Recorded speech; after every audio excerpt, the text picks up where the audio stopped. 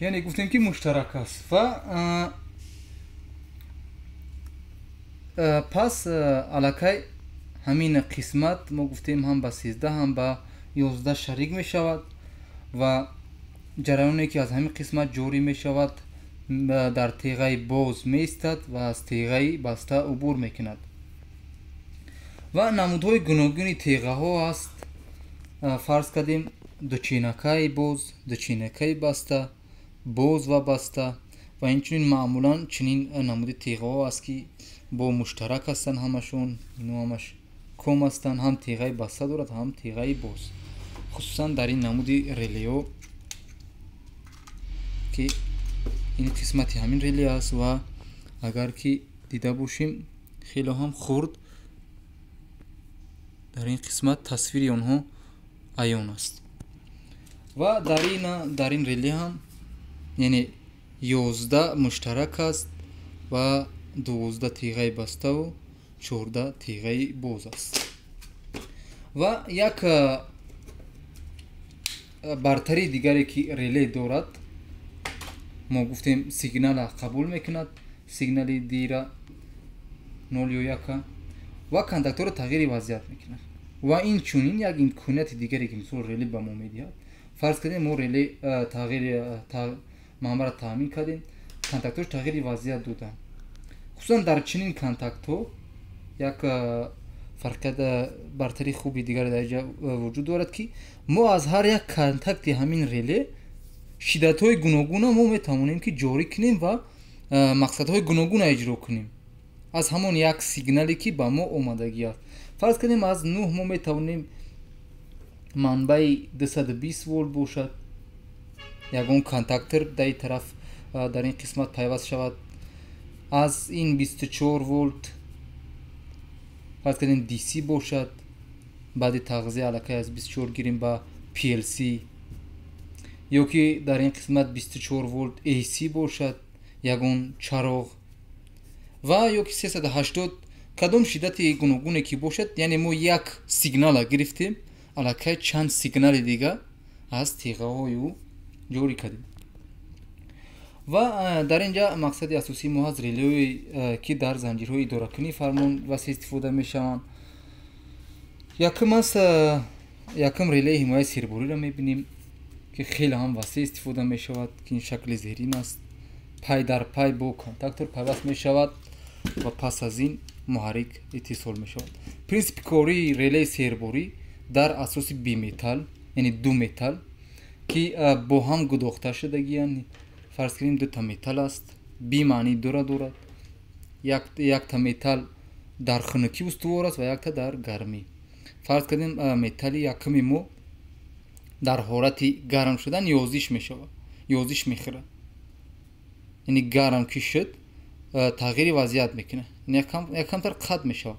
وقتی که این قد که شد این متال دیگر تاثیر میکنه و کانتاکتوی یعنی 97 98 تیغه باز 95 96 تیغه بسته تغییر وضعیت میکنه و این چین پس از خنک شدن این متالی که در حالت گرمی هم استوار بود متال دیگری را به حالت اوله برمیگردونه و محرک ما را حمایت میکنه از سیربری یعنی از جاری شدن جریان زیادتی نسبت به جریان نهمی در زنجیر فرمان، زنجیر قدرتی.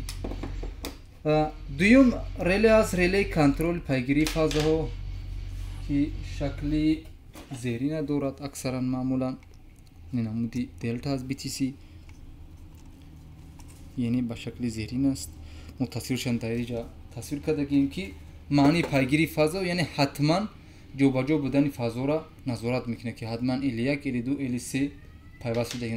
در صورت جایوز شدن فازا اینجا L1 L2 L3 تامین میشود. در صورتی که جایوز شدن فازها علاقه کانتاکت های ما تغییر وضعیت میکنه و معمولا استفاده میشود در زنجیرهای دورکین تیغه بسته اون پای در پای با حمایت سیربری که در صورتی که جوی فازا ایواز شد زنجیر ما باید قطع شود. و ریلی دیگر است ریلی حمایت از فوزون شدتی و افزایش شدت که به شکل زیرین است.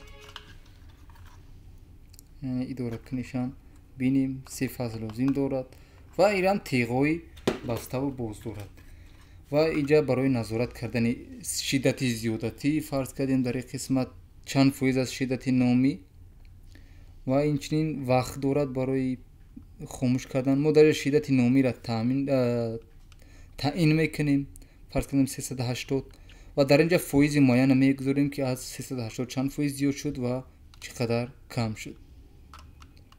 ва дар инҷа дар ин қисматаш фоиз нисбат ба шиддати зиёд шудан, ин кам шудан un номинали 10 иншам аз даташиташ дидан дар кор ки чӣ функсияро иҷро мекунад.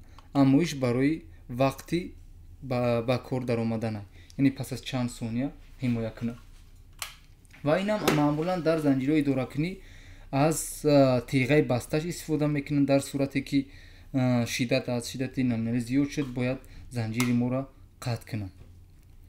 кулли ҳамин релеҳо ҳастанд, релеҳои ҳимоявӣ барои занҷирҳои идоракунӣ муҳаррики синхрон истифода мешаванд. ва як релеҳе ки маъмулан зиёд истифода мешавад, хусусан дар занҷирҳои идоракунӣ ба хотири автоматикунонӣ, ин релеҳи замон аст, релеҳи вақт ки ниҳоятан васеъ истифода мешавад. ва релеҳи замон, релеҳи вақт намудҳои гуногун дорад. хусусан асосан дар ду шакл аст. ду шакли релеҳи замон аст: таъхир дар васл ва таъхир дар қатъ. яъне мо ҳозир як камтар оиди таъхир дар васл ва қатъ бисёртар маълумот медиҳем, чунки хеле ҳам муҳим аст. намуди фанниш ишораи электрикиш дар схемо ба намуди зерин аст. теғаи баста, инам теғаи баста, теғаи боз дорад. кулли релеҳо, кадом релеҳе ки набошад, теғаи бастаам дорад, теғаи бозам дорад. теғаи бозаш тибқи рақами 1314 ва теғаи бастаам 2122. аммо фарқияте ки дар инҷа мебинем мо дар ҳамин қисмат аст ки ишора камтар дигаргун шудагӣ аст.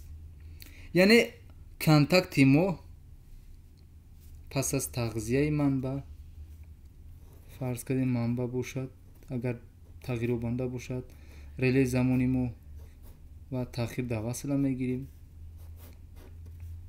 пас аз тағзияи манбаъ, агар релеҳи оддӣ бошад, фарз кардем релеҳ бошад, мо гуфтем ки контактҳош тағйири вазъият мекунанд. аммо дар релеҳи таъхир дар васл, яъне дар васл, васл гуфта ҳамин манбаъро дар назар доранд. таъхир дар васли қатъ, ҳам васли қатъе ки меган манбае ки ба симпечи релеҳи замон симпеч дорад, ба релеҳи замон тағзия мешавад, васли қатъи ҳамонро дар назар дорад. яъне мо манбаъро васл кардем, анакнун таъхири вақта шуморданаш оғоз мешавад. фарз кардем ман гузоштум дар ҳамин релеҳ, мана ин релеҳ аст, релеҳи таъхир дар васл аст, ишорашам аст, дар инҷа ишораи графикиш нест. таъхир дар васл, контактҳош, фарз кардем 10 сония, 10 сония ман гузоштум таъхир дар васл. яъне агар релеҳи оддӣ бошад, дарҳол контактҳош тағйири вазъият мекунанд. аммо релеҳи замон шумурдана сар мекунад, яъне ки вақти мо агар баробари 10 сония ки шуд, баъд иҷозати контактҳоро тағйири вазъият медиҳад. теғаи боз бошад баста, теғаи баста бошад боз мешавад. яъне ҳамин фарқият аз релеҳи сода дорад. таъхир дар васл ҳангоме ки манбаъро мо васл мекунем ба симпечи релеҳ, ина мо ба таври таҷрибавӣ мебинем. таъхир дар қатъ бошад баръакс. мо фарз кардем манбаъро таъхир дар қатъ ба шакли зерин аст. сиёҳ аст қисми чапи релеҳ симпечиш, ай1, ай2.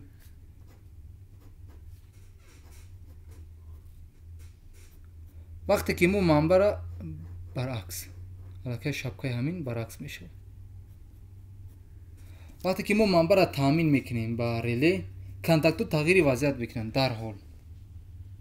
дарҳол тағйири вазъият мекунанд чунки ин тағйир дар қат аст, яъне ин тиғаи боз буд баста мешавад, баста буд боз мешавад, мисли реле сода. аммо вақте ки мо манбаро қатъ мекунем, аллакай шумурдани вақт оғоз мешавад. 10 сония, яъне вақт дар вақти қатъ шудан аллакай шумурдан сар мешавад ва пас аз 10 сония баъд контактҳо ба ҳолати аввала бармегарданд.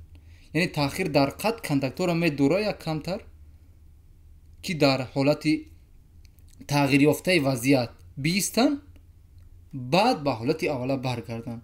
аммо таъхир дар васл бошад, дар ҳолати аввала контактҳоро медора, мо манбаро таъмин мекунем, контактҳоро медора то як муддат замоне ки мо таъин кардагим, баъд контактҳоро иҷозат медиҳад ба тағйири вазъият.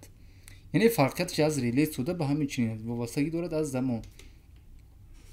ва инчунин бо релеҳое вуҷуд доранд ки ҳам дар васл ва ҳам дар қатъ тиғаҳоро нигаҳ медоранд. яъне мо манбаро таъмин мекунем, дар ҳол контактҳош тағйири вазъият намекунанд, як камтар меистанд ба ҳамон вақти таъин шуда, баъд боз баста боз мешавад.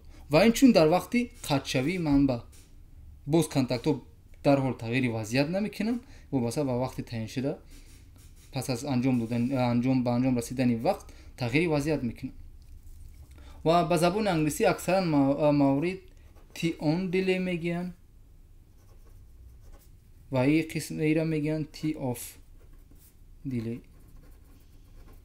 яъне ҳангоми он гуфта мо гуфтем васлшавиро дар назар дора, таъхир сар мешавад ва инам ҳангоми хомӯш шудан.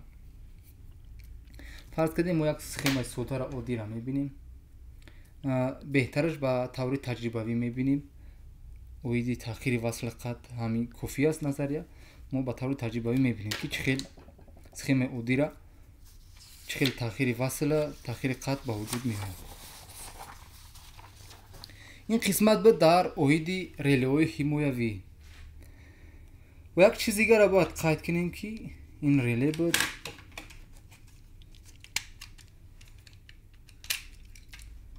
иам реле аст, комилан ягон фарқият надорад. симпеч тиғаҳо рақамгузоришон ҳаст.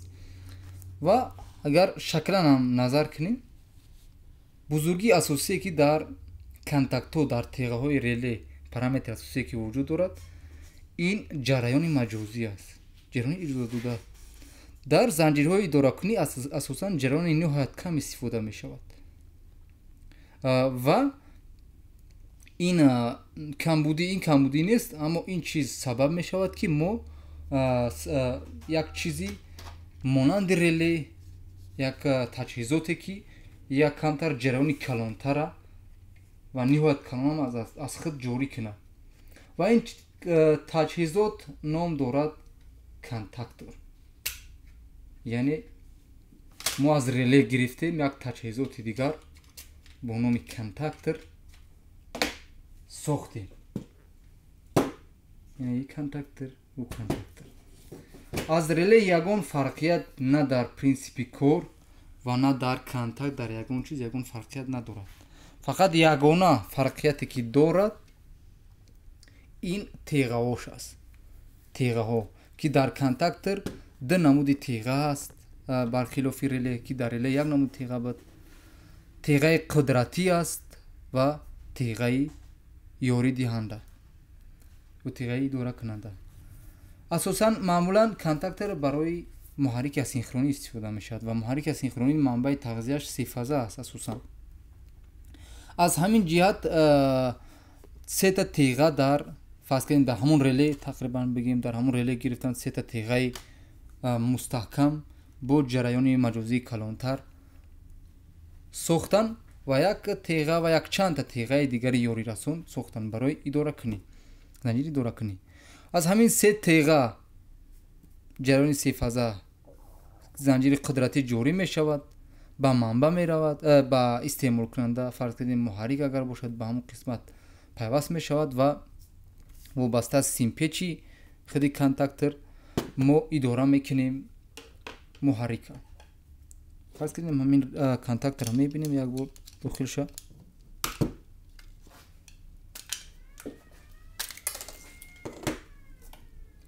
یعنی این سیمپیچی این قسمت اگر معین باشد منبع تغذیه و در اینجا سیمپیچی کانتاکتر است مثل ریلی سیمپیچ دارد و این فیرومگنیت است یعنی همین فیرومگنیت است و این هم پروژین سراول قوه مکانیکی پروژین همین فانر همین فیرومگنیت فلز فیرومگنیتی را با بالا حرکت میدهد یعنی در حالت نرمالی با چنین شکل نگاهش میداره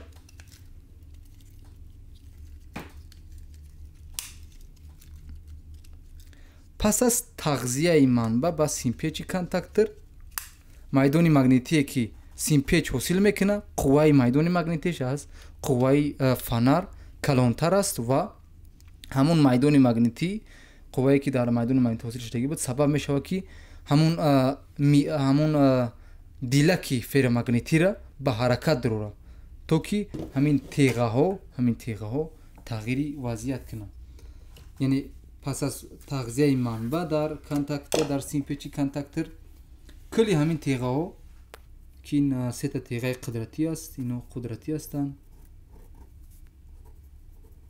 قدرتی و اینم یوری رسون تغییری وضعیت می‌کنن تیغه بوزو همش بسته میشه یعنی با چنین شکل است L1 L2 L3 برابرشون T1 T2 T3 در کلی کانتاکتر این او یک تا تیغه یوراسون دارد 13 14 و این چنین گفتیم که تیغه یوراسون ایلوگیر هم دارد اکثرا در بعضی کانتاکترها در خود کانتاکتر جوگیر است علاقه یک چند تیغه یوراسون فرض کنید در این کانتاکتر یک تا تیغه بسته دارد این سی یک تیغه بوز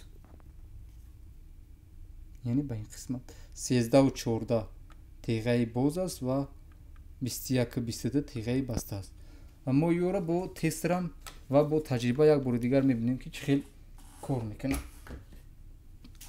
و این هم نمودی دیگری تیغه یوراسون است که در بالای کانتاکترها به شکل زیری نصب میشود و هنگام تحریکی میله این هم کانتاکتر هم تغییری وضعیت میکنه و این هر دوش هم تیغه بوز هستند این او تیغه بوز هر کجایی که این او تصویر شدگی باشد نوشته شدگی باشد نشونه اون است که تیغه های ما بوزند و معمولا رقم گذاری در رقم گذاری یک چیز اعتبار دادگی باشد که کلی رقم گذاری در تیغه بوز با رقم های 3 و 4 در تیغه بسته باشد با رقم های 1 و 2 سر می شود وقتی که کانتاکت زیاد شد یک کانتاکت بوز دیگه ایلوه شد علاقه این 13 می شود این 14 3 و 4 میمونه اما یک تغییر میکنه با یک تای دیگه ایلوه شد 23 24 و یک تای دیگه 33 34 و این در بسته 11 12 21 22 یعنی من فرض کردیم ما کانتاکت رو گرفتیم علاقه طبق همینجا 21 22 را ما میدونیم که اگر این سی این او هم نباشد علاقه میدونیم که رقم های 21 22 تیغه بستن 13 14 تیغه بوز است این در کانتاکتر است و معلوماتی دیگری که اویدی PLC یکم در معلومات میدهیم که در همین PLC خصوصا کارخانه هایی که حاضر وجود دارن ما اول زینه های چی را میگذاریم ریلی را اول پیش از PLC ریلی اساسا یک چند زینه دارد اساسا 3 تا زینه دارد یعنی استحصال ریلی انقلاب ریلی یکم الکترومکانیکی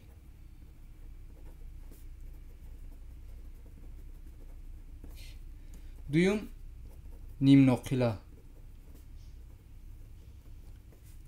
сеюм релеҳои ҳушманд ё ки контролер мегӯянд. ақавс ҳушманд ё ки як камтар барномарезӣ ҳам шудагӣ ҳастанд, ягон контролча дорад ва барномарезӣ шудагӣ аст. Электромеханикӣ ҳамон релеҳои кӯҳнатарин ҳастанд, ки аввалин бор истеҳсол шуданд. Бо электр мо ҳаракати механикиро иҷро мекунем. дуюм зина релеҳои нимноқила ҳастанд, семикондуктор полупроводникови реле, ки онҳо ҳам мисли ҳамин реле, яъне ягон фарқият надорад, фақат вай нимноқила аст. ҳам контактош, ҳам манбааш, ҳам симпеч надорад, аллакай вай як қисми манба дорад ва контакт теға дорад. Контролер бошад кулли релеҳое ки ҳозир замон ҳастанд. фарз кардем, агар ина якта мо дорем релеи фузуншиддатӣ ва пасшавии афтиши шиддат ва фузуншиддатӣ, мо дорем релеи пайгирии фазаҳо. Аллакай номи контролера гирифта шудагӣ аст. хусусан ҳозир вуҷуд дорад, ки ҳамин дар дохили якта контролкунанда, ки ҳам шиддата назорат мекуна, ҳам пайгири фазоҳоро, ки вай аллакай номи контролера мегирад. чунки дар дохилаш мисол таҷҳизотҳои электроникӣ дорад, ягон микроконтролер дорад ва якам ҳам ҳушманд аст, яъне чанд бузургиро назорат мекунад. ва дар саноат ҳам аллакай саноати ҳозир саноати ниҳоятан пешрафта аст, автоматикунонӣ аст куллан, ва яке аз асоситарин таҷҳизоте ки истифода мешавад ин PLC аст, ки Programmable Logical Controller аст. ва худи мо медонем, ки баъзан ӯ майнаи сари корхона низ мегӯянд, ки чунки кулли ҳамон раванд процессе ки дар корхона анҷом мешавад дар худи PLC мегузарад. мо оиди PLC барномарезиш он қадар маълумоти пурра намедиҳем, фақат ягона барои занҷири идоракунӣ чӣ гуна лозим аст мо ӯро мебинем. дар барои муҳаррикҳои асинхронӣ PLC аз се қисмати асосӣ иборат аст: қисми вурудӣ, хуруҷӣ ва CPU. қисми вурудӣ қисмате аст, ки сигнала, аллакай мо гуфтем, ки сигнал дар занҷирҳои идоракунӣ чист, шиддати 0 волт ё 24 волт ҳаст. фарз кунем сигнали 24 волт аст, сигнала мегирад, фарз кунем аз старти мо, аз тугмаи старт. баъд сигнала коркард мекунад дар барнома ва ягон симпечи ягон релера аз хуруҷӣ тағзия мекунад ва симпечи реле, баъд аз тағзияи симпечи реле контакти реле пайваст мешавад ва контактора фарз кардем тағзия мекунад ва контактори мо муҳаррика роҳандозӣ мекунад. принсипи асосие ки дар PLC дар корхонаҳо истифода мешавад, хусусан барои муҳаррикҳои асинхронӣ, ба шакли зерин аст. мо сигнали вурудиро аз ягон қисмати чи сенсор бошад, ҳисгарҳо, чи ягон тугма бошад ё ки шастиҳо бошад, ба PLC ворид мекунем ва барнома аллакай ҳамон пайдарпайра мебинад ва як хуруҷӣ ба ягон релеи, хусусан ҳамин намуди релеҳое ки инҳоро бо номи соленоид реле ҳам мегӯянд, ки ин ҳамин қисмати симпечиш мисли соленоид аст, ки вай теғаша баста мекунад ва теғаи вай бастаи вай контактора тағзия мекунад ва контактори муҳаррика. яъне бо сабаби он ки контакторҳо асосан калонтар ки ҳастанд, хусусан ҳамин контактор якам ҷараёни калонтара истеъмол мекунад, мо наметавонем ки симпечи контактора бевосита дар хуруҷи PLC пайваст кунем, ки ин хатарнок аст барои PLC. ва ин қисмат буд якам оиди назарияи релеҳо ва занҷири идоракунӣ барои муҳаррикҳои асинхронӣ. ин дарси пойгоҳӣ аст, дарси асосӣ аст, ки мо бояд оиди таҷҳизотҳо якамтар маълумоти кӯтоҳ дошта бошем. акнун якам оиди ҳамин релеҳо ва симкашишон мо ба таври таҷрибавӣ маълумоти кӯтоҳ мегирем. ва баъд боқимондаша дар занҷирҳои идоракунӣ мебинем. Сараввал сар мекунем ай реле. дута реле мо дорем ки манбаи тағзияш аллакай мавҷуд аст 24 волт AC DC, яъне ҳатман мо бояд ба ин тағзияи 24 волт диҳем. иам 24 волт AC DC аст. ва мо ҳозир як схемаи соддатарин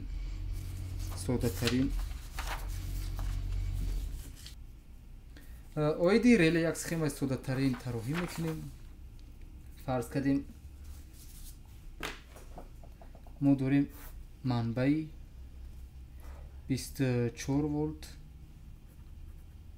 AC дорем, 0.24 волт AC ва як тугма мегирем, тугмаи оддӣ барои васли қат ва ба симпечи релеи соленоид релеи тағзия мекунем.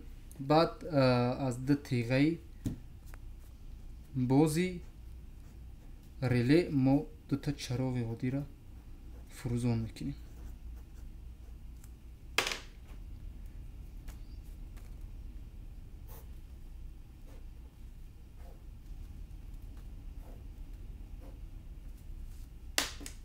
қисмат аз I1, I2 симпечи реле, S1, HL1 чароғи якум, HL2 ва реле аст K1, ҳар ду тиға ҳастанд K1, K1.